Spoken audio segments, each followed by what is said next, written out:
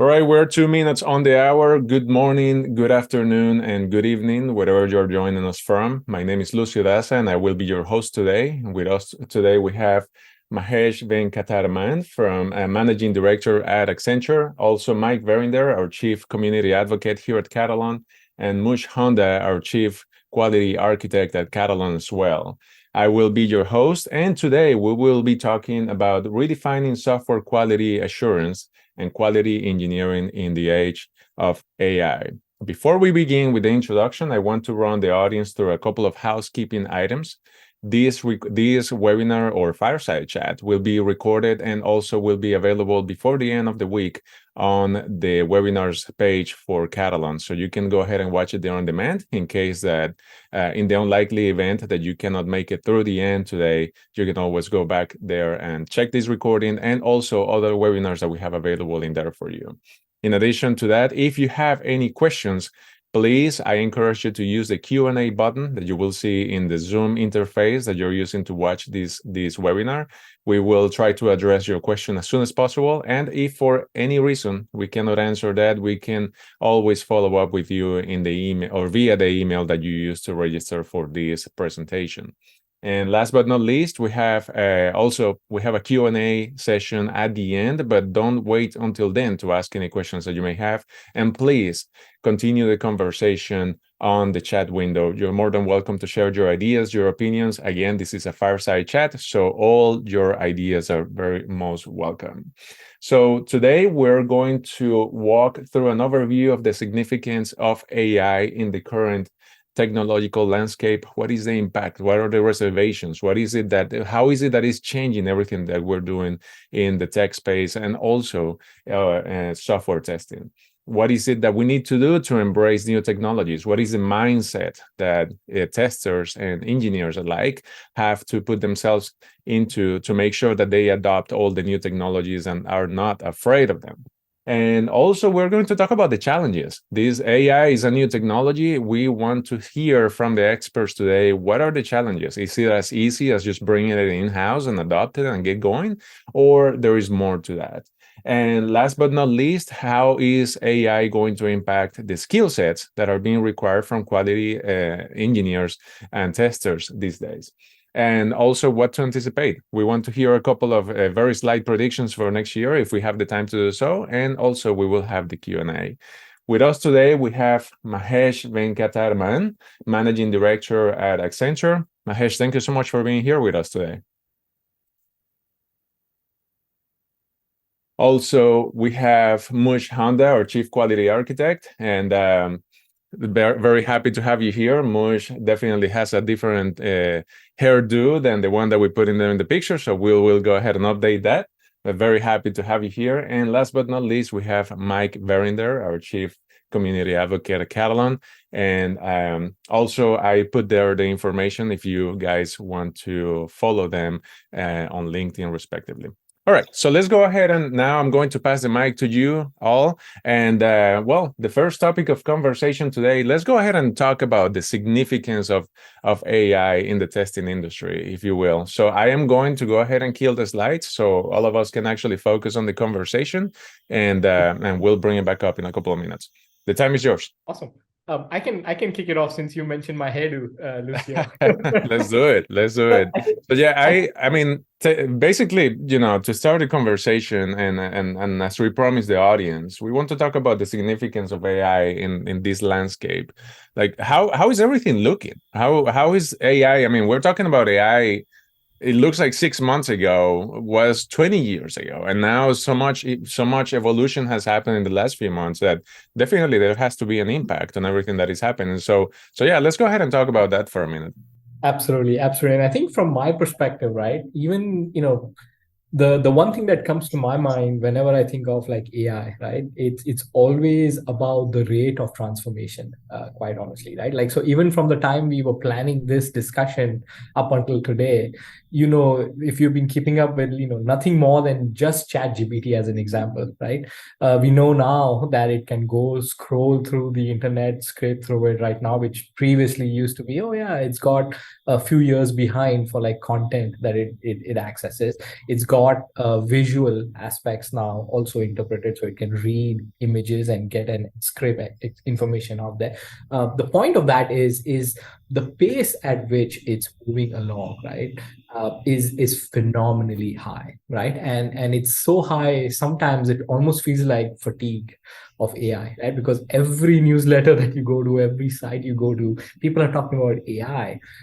It sort of is creating a level of stress and anxiety to a certain extent, but I think that should be viewed more as anxiety related to excitement, right? Because I think from a tester's perspective, from an engineering perspective, it's phenomenal. It's a tool that we now have access to quite freely relative to the history of tools, right? Where we can easily get access to it, easily play with it, experiment with it, and use and leverage it for our own use cases, right? So the significance for me in that regard is just ease of access, right?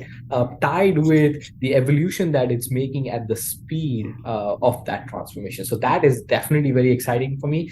Every day I'm opening up new tools, different tools, you trying to put in new use cases for the tools I'm familiar with, right? And just trying to experiment that, balancing that with saying like, okay, how does and what activities that I am doing now are benefiting in terms of speed, efficiency versus overkill, right? And that's the balance I typically think about when I think of AI coming into play. Mike, what's your thought? Mahesh, what's your thought? I'm eager to hear what you guys think about that as well. Yeah, I would say it's been an amazing journey over the last, now it's probably 12 months, right? So maybe 13 or 11 months now. We're close to that. But I mean, it's been a truly transformational event that happened when ChatGPT sort of announced its arrival, so to speak. And all the products that have come out and all the evolution that has come out in only 12 months, right? When you think about that and all the product teams and all the companies that had to redo roadmap or that jumped on it almost immediately, it's been amazing to see what's come out in such a short time. And you're right. Some of us who have been in it for all of those 12 months, you're right about the fatigue part. We hear every day AI, and from a product perspective, we're developing some of that too at the same time. So you're seeing it come out, you're developing what's new, and there is a bit of messaging fatigue out there, and I think the way to relate to that is to just more talk about the specific solutions and less about the generalized messaging of it, right? Instead of AI, we talk about, hey, how AI is doing whatever it is doing, right?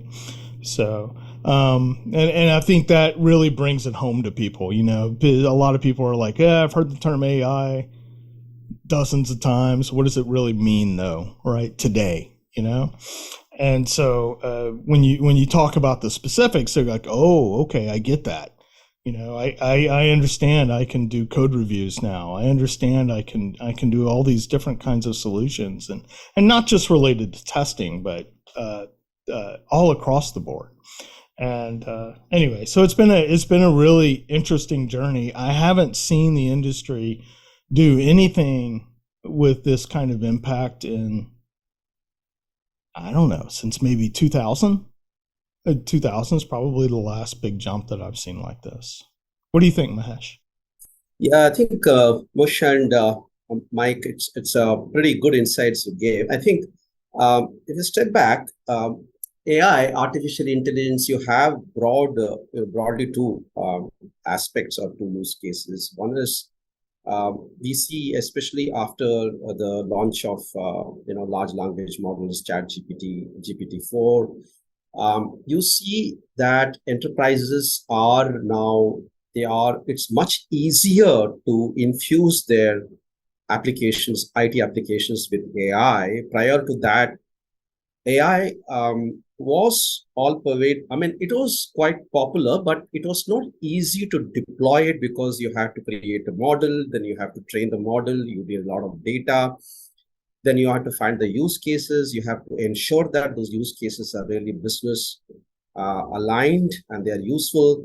But now suddenly, after GPT came into being, we find very important is it's become so easy to use it. It's like, it's like each of us, we seem to have a friend. And I ask questions, I get the answers. What is important here is it discovers patterns and connections and correlations and relations that you never knew existed.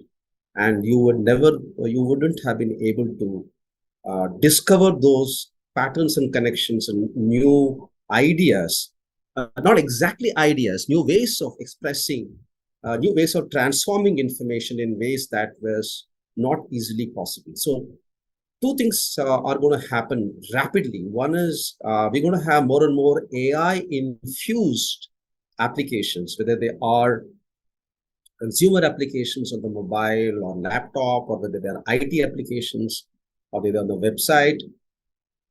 It's relatively easy to understand and use and deploy with the advent of large language models in GPT.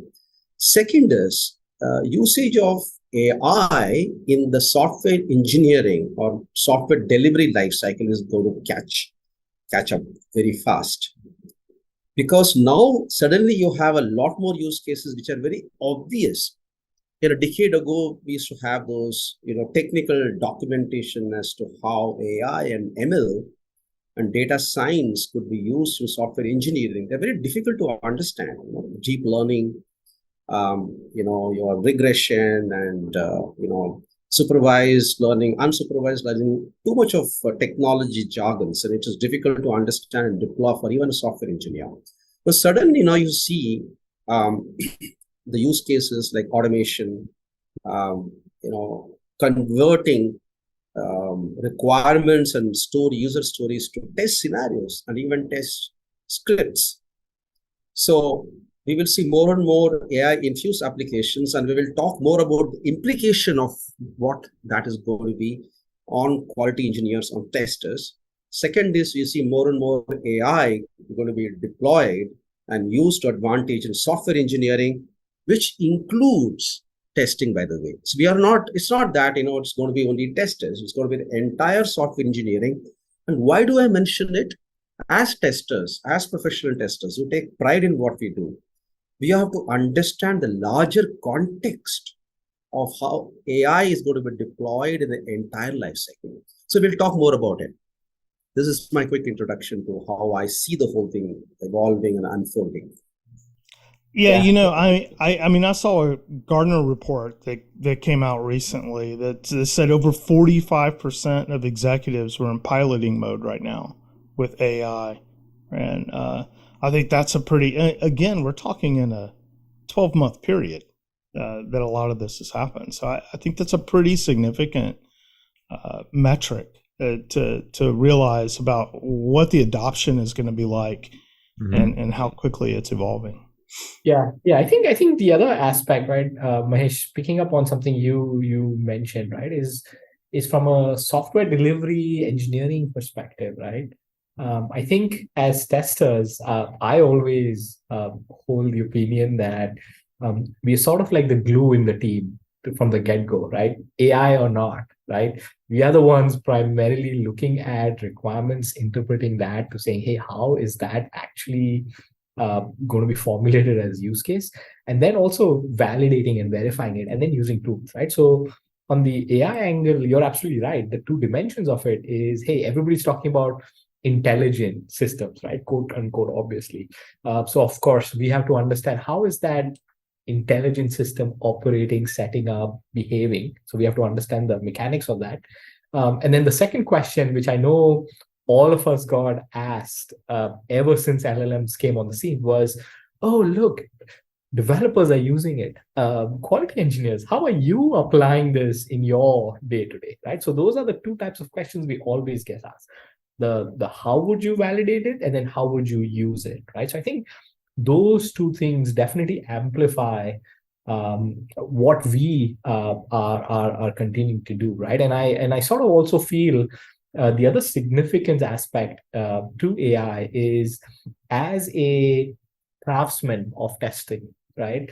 How do we react, right? Should we be concerned similar to we were, 20 years ago with automation coming on the scene and us thinking that it's going to replace us as humans? And the awesome part is we're still around, right? I think AI is going to be similar to that, right? Where, as you mentioned, it's going to be like our buddy, right? I like to think of it as hey, I'm Iron Man, and that's my Jarvis. So it's going to be interesting for sure. Yeah, So absolutely. Yeah, go ahead, Mahesh, Mike. I want to dive a little bit into what Mush said, because there's also somebody in the audience picking on a very, very interesting point. And Johan, if you don't mind me calling you out, he or she, my apologies. He says AI equals a friend who knows a lot, but can we trust its knowledge? And I think that is an excellent leeway into the next part of the conversation. What is the mindset that we have to have towards the adoption of AI? Is this going to be the tool that we're going to tell it, hey, this is what I need you to do? And like to Mush's point, how Iron Man treats Jarvis, and if you pay attention to those movies, he also has another robot that kind of messes things up, and I think it's called Dummy, and is Dumb E. And then, so I mean, is AI going to be that for us? Is this is this something that we're going to interact with until we get the final result that we want? Or do you think the mindset is going to be, hey, let's just go ahead and give it an opportunity to give us a result and run with it?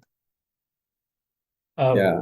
I'll make the first comment in there real quick, Mahesh, and I'll turn the mic over to you. I'm just going to go off of what Johan mentioned there, right? I think when I think of AI, I don't necessarily think of AI having knowledge. I think of AI having information and processed information to make it actionable, right? I think the biggest thing, and I tell this to my kids all the time as well, right? Outside of engineering or anything, is AI should not be seen as a knowledge replacement. For me, it's actually the complete opposite. The emphasis on our knowledge is even greater now, because you want to be able to distinguish between, hallucination and reality. Right, and that is the key part, because I know, even playing with ChatGPT from day one when it was launched, or Bard or whatever, right? You ask it informations and questioning it based on how you ask for information, it can definitely make up stuff sounding rational, but unless you know the information or the knowledge behind the information, it's tough to tell the difference. So knowledge is definitely going to have to make it more critical for us to be aware of, rather than trust it completely, right? Yeah, absolutely. So we all know this, right? When it's amazing. I have found ChatGPT a great friend. But then what happens is, the same question that you ask multiple times in different ways, the same question you ask, and you ask it to refine and rewrite, it gives different answers, slightly different, right? So yes, it is important for us to understand that at the end of the day, this is a technology. And no matter what anybody says, even the term artificial intelligence does not reflect the fact that finally this is all about data, not intelligence. Now, having said this, it's important for any user. We will come to testers and developers later, because I don't want to separate out testers and developers too much. Though we want to have that watertight compartment, we still want to ensure that we identify with developers and developers identify with testers. So coming back, it's, what, I always felt this, and I always talk in conferences about this, that finally, whatever technology we use, whether it is mechanical engineering, the realm of electricity, or realm of electronics, or AI, or whatever, right? It is the human system thinking skills, the human cognition. Cognition is synthesizing, analyzing, the art of inductive thinking, deductive thinking, imagination, right? Correlation, refutation. The whole process of thinking that has been given to us by nature, that I can tell you, no matter what anybody says in their sales pitch, is not yet replaced by any technology or any so-called AI engine. So we have to retain that seat of system thinking and cognitive intelligence, which is unique to humans. So humans will never go out of fashion. Automation came and went. We have more and more testers. We have more and more jobs. We have more work to do, more tools, more work to do, right? So I don't want to get too technical about how AI can go terribly wrong. There are false positives, false negatives. There are measurements to check if the AI is appropriate. AI is not infallible, right? So the problem today is we attribute anthropomorphic features, which is anthropomorphic is a technical term that they attribute human intelligence, emotion to an engine and then say it's going wrong. It was never human in the first place. So why do you have to go all the way to one extreme and then go back to the other extreme? So the point is, yes, we have to place system thinking skills, cognitive skills on top of all the technology, including AI, and then ensure we stay, we seated in that seat, not abrogate that. Yeah. I think it's interesting because, to your point, right, the creativity absolutely, in my opinion, will actually drop if we completely rely on AI, right? Because the parameters that are defined are ultimately defined by us, and anybody who's done a little bit of hands-on modeling and stuff, it's all data driven, we all know. So if the quality of the data drops, then the outcomes will also start getting mundane, right? So to me, creativity crash is how I see it. If we don't have the supplemental and the coexistence of humanistic creativity as part of the process, right? Specifically for quality engineering, right? The way I think of coming back to like the mindset shift, right, is I sort of apply the same mindset as we do with automation, right? What is going to remove the boring stuff, right? How can I offload that to a machine that can pick up and execute it with more sort of speed and less of my human resource and effort, right? What are those tasks that would come in there? The other criteria would be, and I think somebody mentioned this as part of the chat, right, is flakiness as an example, right? To me, script failures and flakiness is sort of like the analysis, right? So to me, because the processing power that AI has, right, it can go and create and analyze for me within the bounds of the rules that have been set up, right, by the model. Let the heavy lifting in that essence, let the tool do that for me, right? Let it come back to me with options that I can rationalize, I can prioritize, I can go through and say, yes, this makes sense, or this is a possible channel and things of that nature. So analytical work is something that I would think about pushing it. So the mindset would be, rather than be the owner and the expert in all of the tasks that are related to QE, I think the mindset that I started applying and I would look to continuously hone is, what sort of tasks and how do I define those tasks for the AI tools that I want to use from a tester's perspective? And then how do I specify my bounds and parameters to say this is of high value, this output that has been given to me is of high value, right? So sort of like ongoing coaching or training, so to speak. That would be the mindset that I think I would want to apply more and more when I'm using AI tools, right? And if I step back and think, when you do that, it's the exact same mindset, I believe, when you have a fresh team, right, who's come in, who's full of energy, full of excitement, raring to go. How do you hone their skills and get them motivated to do the work as a team that adds value to the process, right? And I think one of the things I definitely agree with you, Mahesh, is I think what you mentioned was the humanistic aspect, right? And to me, I think software delivery by far is a humanistic process, and I think that will continue to stay, right? So we will continue to be absolutely a critical part of that workflow. Absolutely. Mike has any point? Yeah, I would just point out that it's interesting you mentioned flakiness, right? Because flakiness usually is a programmatic response, right? You get an exception, right? You could have a programmatic solution to a programmatic response, right? So I think a lot of the flakiness is a fixable evolution, so to speak.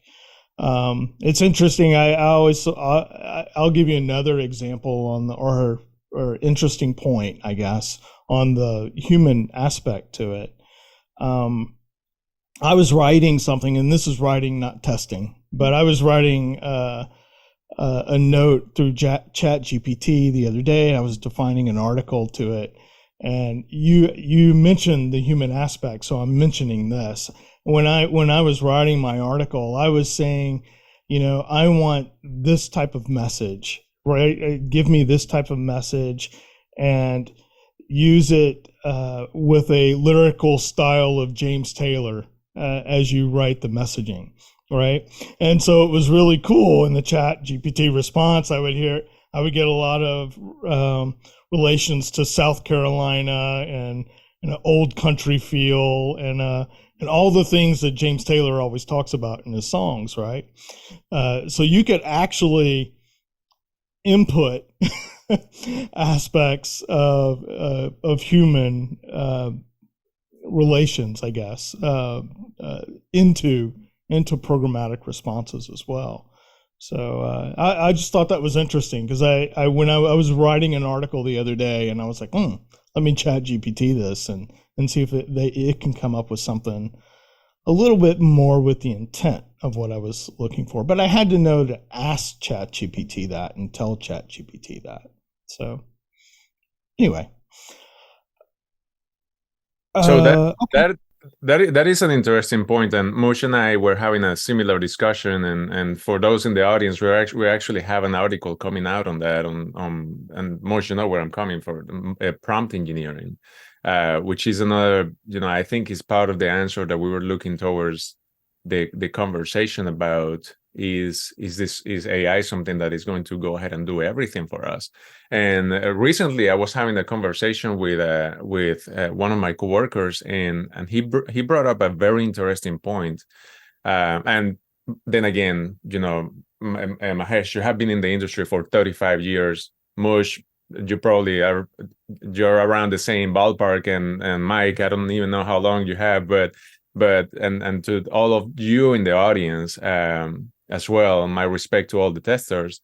But what the conversation we were having was, as a tester, and especially as a developer, I imagine you want something that you don't necessarily have to go ahead and sit down and try to figure out if the result is correct, because now that is an extra task, an extra layer of complexity that you're adding to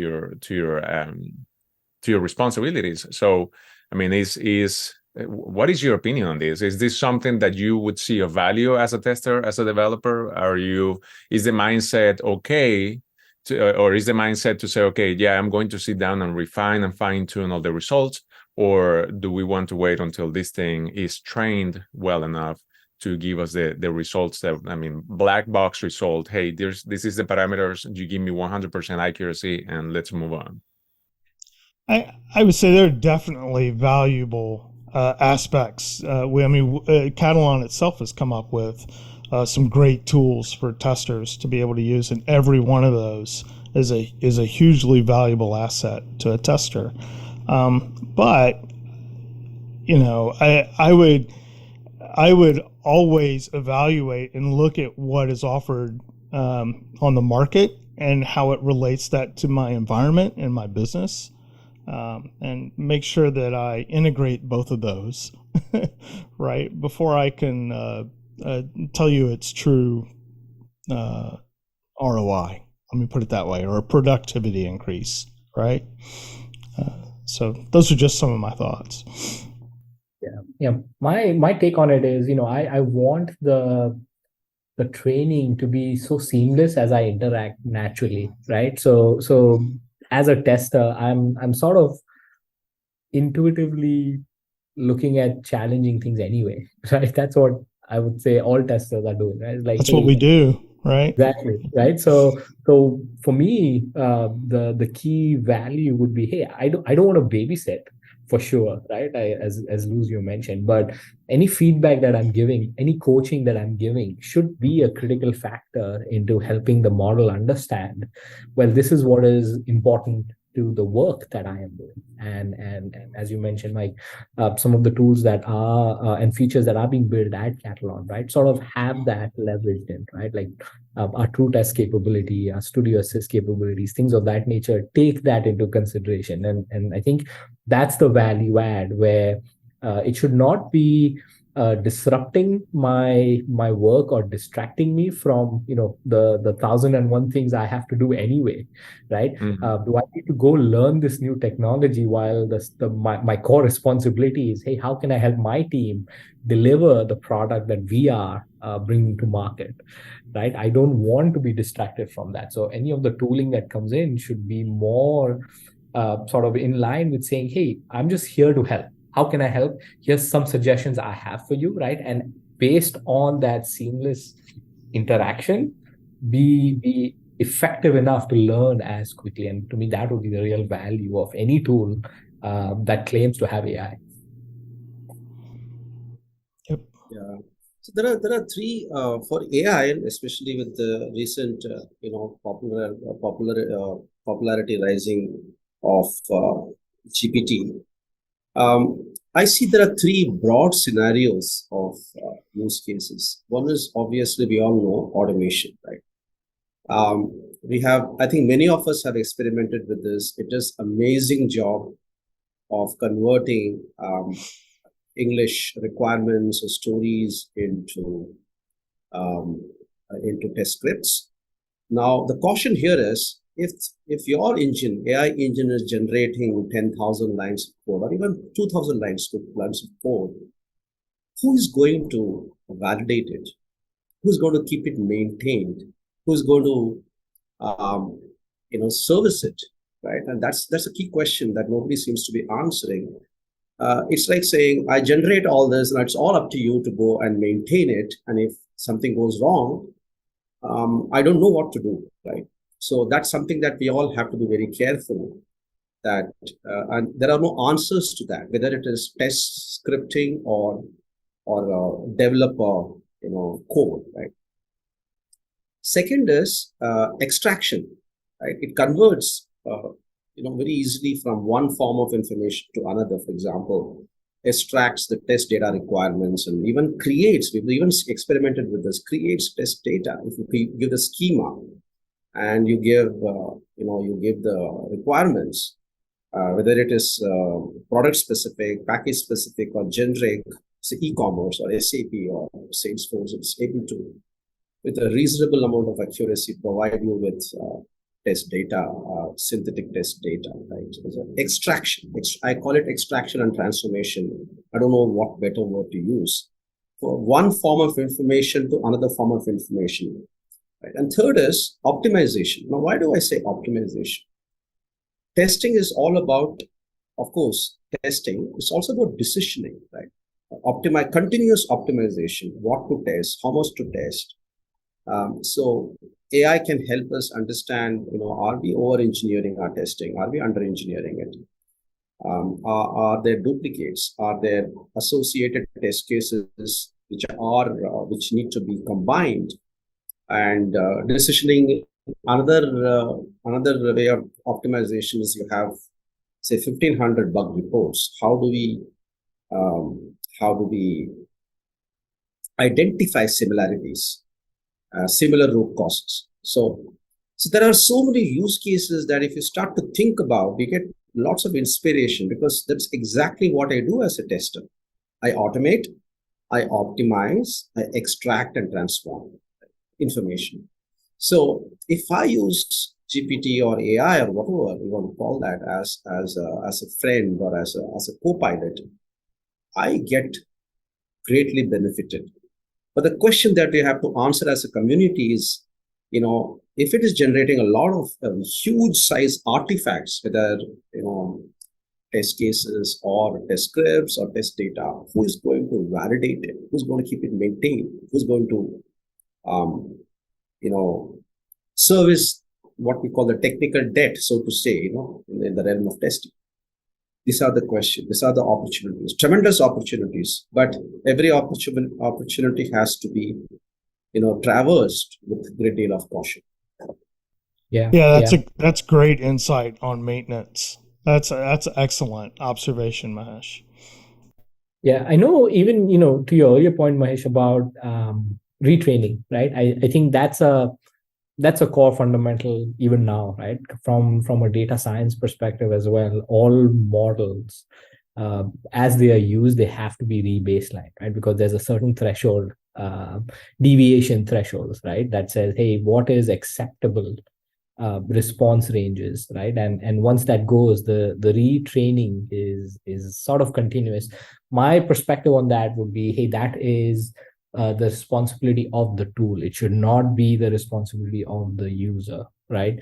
The workflow of that, obviously, I think hasn't been decided yet, right? Like ChatGPT is constantly learning, right? Which opens up another Pandora's box about privacy and things of that nature, right? So those things will continue on with any of the tools as well, right? So I think the good part, at least from a tester's perspective, in the tooling that we would be able to use from an AI, applied AI perspective, right, is as you mentioned, the stages or the categories of tasks that we do. They could be, starting with the basic rules around it, right?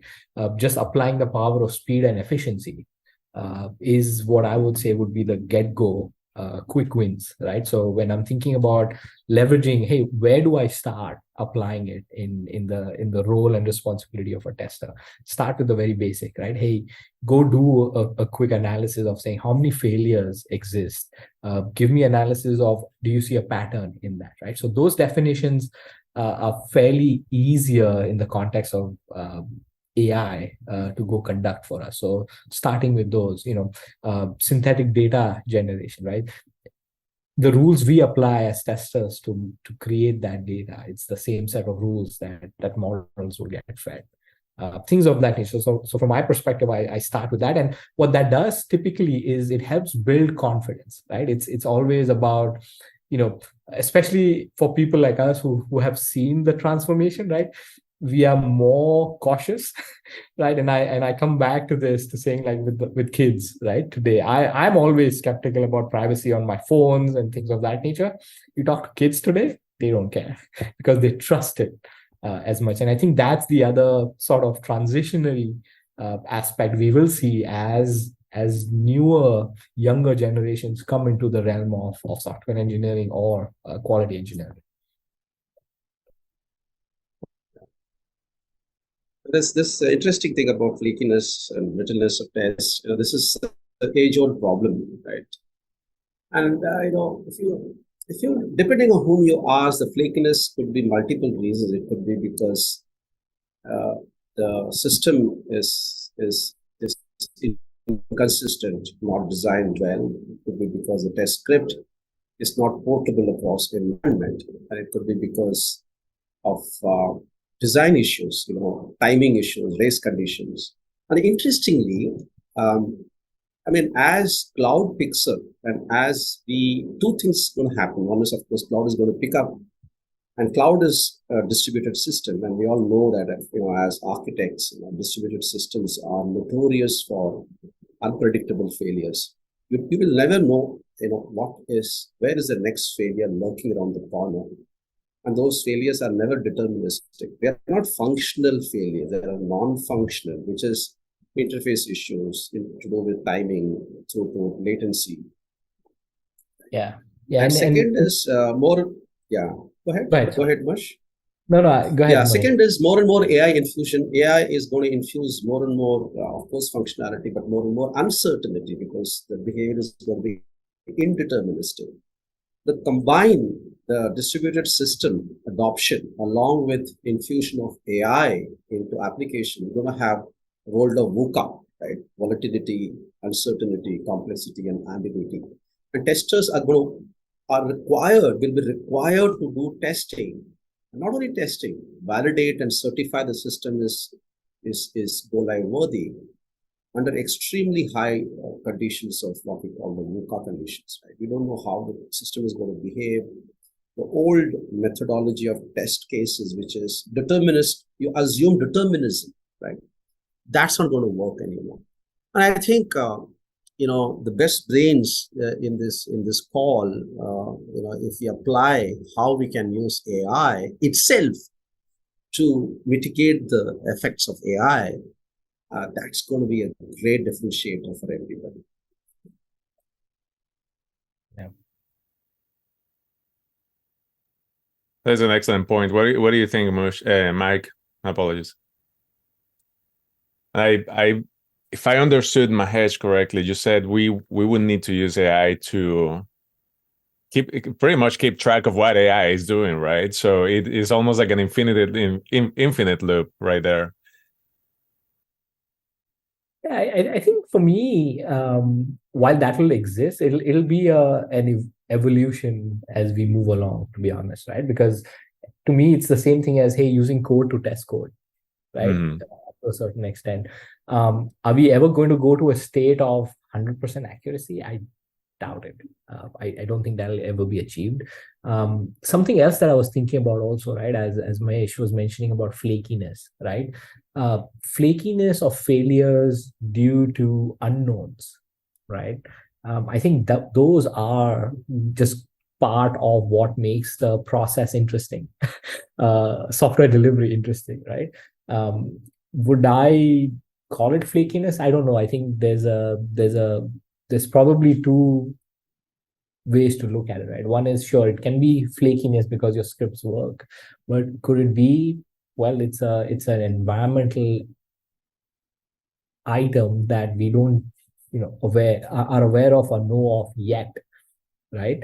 So I always come back in these contexts to what James Bach always talks about, right? Which is as testers, we don't assure anything, right? We show and show the light and show the path to say, hey, based on what we know, here's what we see, right? And we cannot assure 100%. Ideally, we would want to catch everything that's out there, but that's a that's a tough one too. So yeah. So as we get close to the closing of the webinar, I want to remind the audience, I'm enjoying seeing the conversation that is happening in the chat, and I know you guys have been busy discussing, but there is a lot of interesting points, also questions about the product. One question that came twice, we are not doing a demo today, but if you visit katalon.com/AI, you will learn about everything that we're working, that we have released in terms of AI in the Katalon platform. And also this quick interruption to let you all know that if you have any questions, please don't wait until the end. Use the Q&A button, go ahead and put your questions in there. If you don't want to make them public on the chat, we can also anonymize your name. So just go ahead and put them there so we can address them in a few minutes in the in the Q&A session. So as we get close to the tail end, Mahesh and Mike and Mush, so we talked about what is the significance. We talked about how is it that we're going to what is the mindset that testers need to keep in mind, and also what are the challenges. Mush and Mahesh and Mike, of course, I'm very interested in learning your perspective on how. I mean, we understand the impact that is going to have in the QA activities, but I'm interested also on how this is going to change what users should expect, not users, testers should expect in terms of what is it that they need to learn to be able to take advantage of all these new technologies that are coming? Is it, I mean, are we still in the same mindset where all they need to learn is testing and development, or is there anything else that would help them take advantage of the new technologies that are coming out? I would just say be a sponge. There's a lot of stuff that's coming out all across the industry, right? So just be a sponge and learn and absorb what's coming out as it comes out. The skills that you mentioned for a tester are mostly the same that they've always been, the core skills, right? The core skills are really know your application, how it affects the user of those applications, right? Be able to have an inquisitive mind on how you can use the different applications in different ways. And the skills I think are always going to be core skills of testing. And I think aspects of AI, I think really will ultimately just reinforce that those skills become the biggest primary concern, right? These are just helping tools. All these tools are just here to help you with your job. The aspects probably of the last 10 years have sort of been, I need to know Java, or I need to know Python, or I need to know some level of coding. And really all of that is just kind of abstract to what your core goal should be as a tester, right? So that would be my opinion, is that, focus on your fundamentals. Your fundamentals are know the application, know your business vertical, and be able to explore and try to find different ways to make sure that those two align with each other. Yeah, Mush? I completely agree with you, Mike. I think the curiosity aspect of the tester's mindset, right, that doesn't change at all. I also agree with you. I think the thing that resonated with me is, you mentioned these different languages that we use, right? I look at those languages as tools as well, right? Something that helps me get done with things and tasks faster.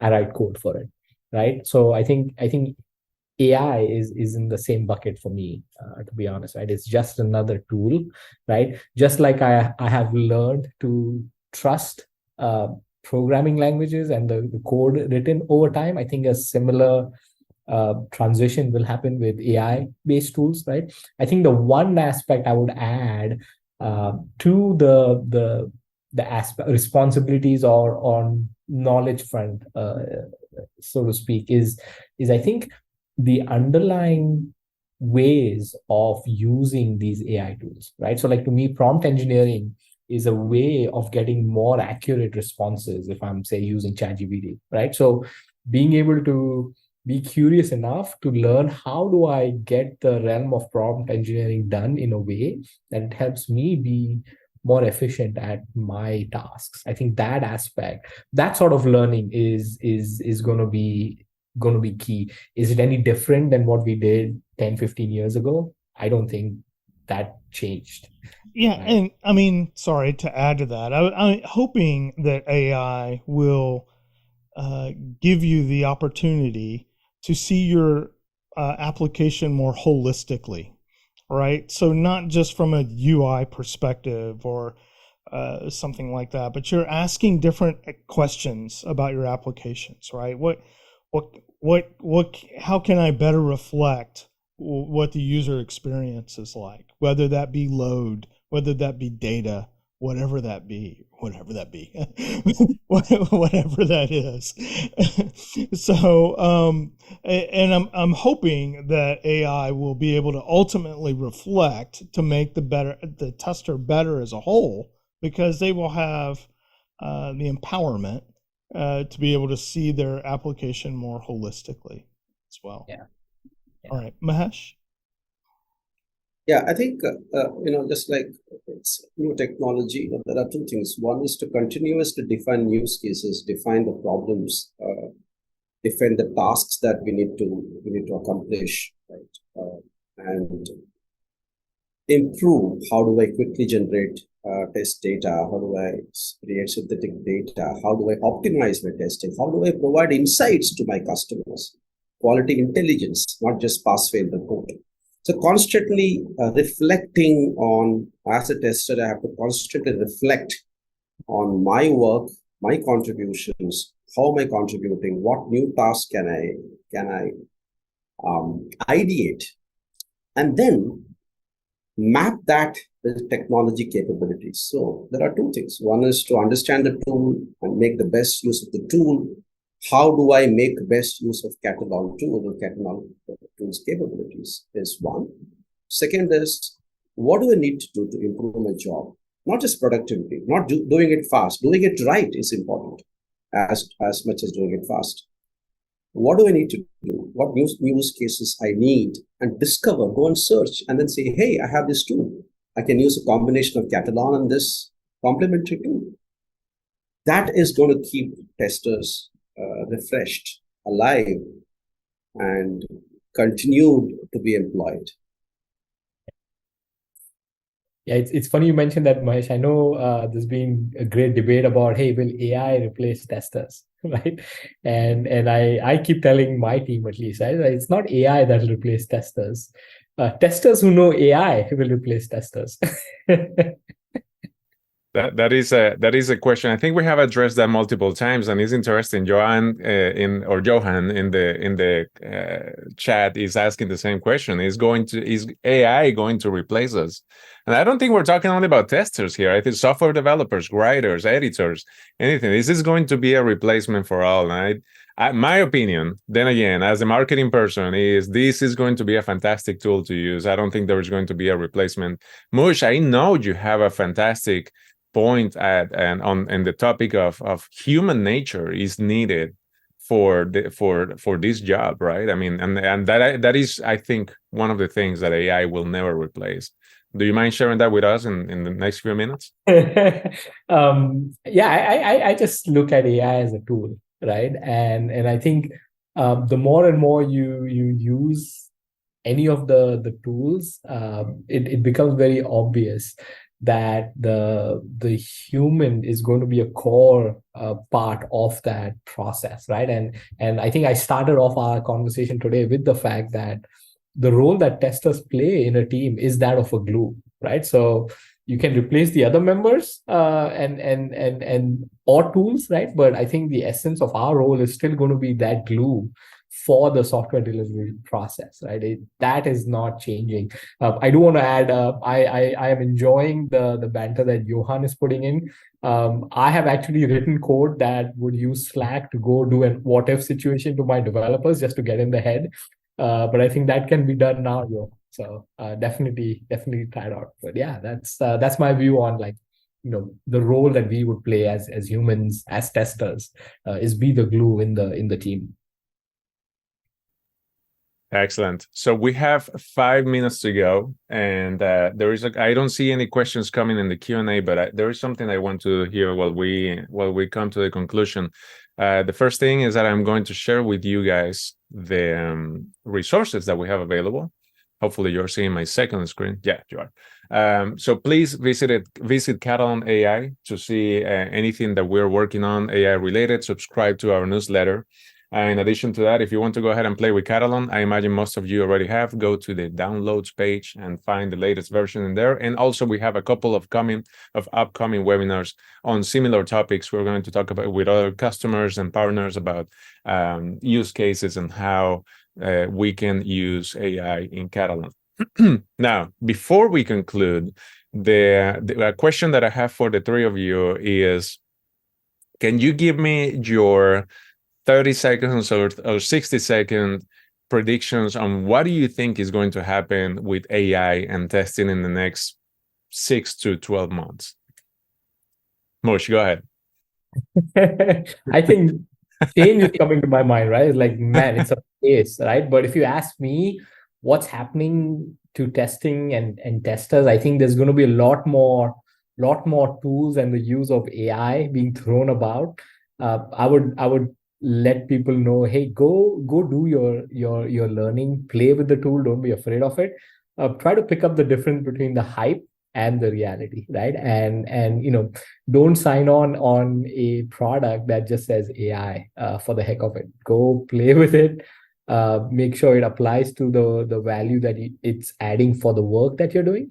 But keep pushing, right? I think the pace at which more opportunities and different tasks that testers will be able to do because of AI is going to increase, and I think we're going to have a much bigger impact in the team than most people think we do.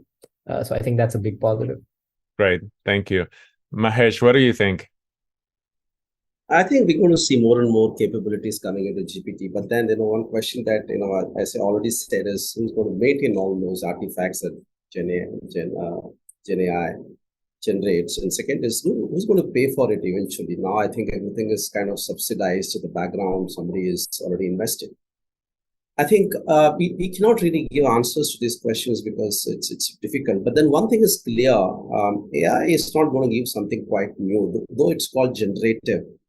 It is what is there is rediscovered, recorrelated, connected, and then the code is existing somewhere in some form. It just kind of redefining or rewriting and giving it to you. It's not something new. So human creativity has to be continuously developed. I think as individuals, as testers, as professionals, we have to continue to work on our creativity, thinking, cognition, system thinking, correlating, connecting, influencing people, relationships. So those human things are going to be more and more important. And Mike? Oh, my turn. Sorry. It's your turn. Sorry.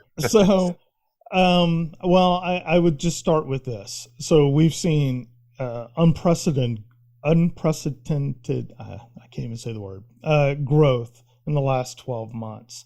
I would see that triple in the next 12 months. So now, let's say you have product companies that weren't really aware and weren't really tuned in. Now they are, right? Mm-hmm. I think you'll see triple the growth that we had in the last year.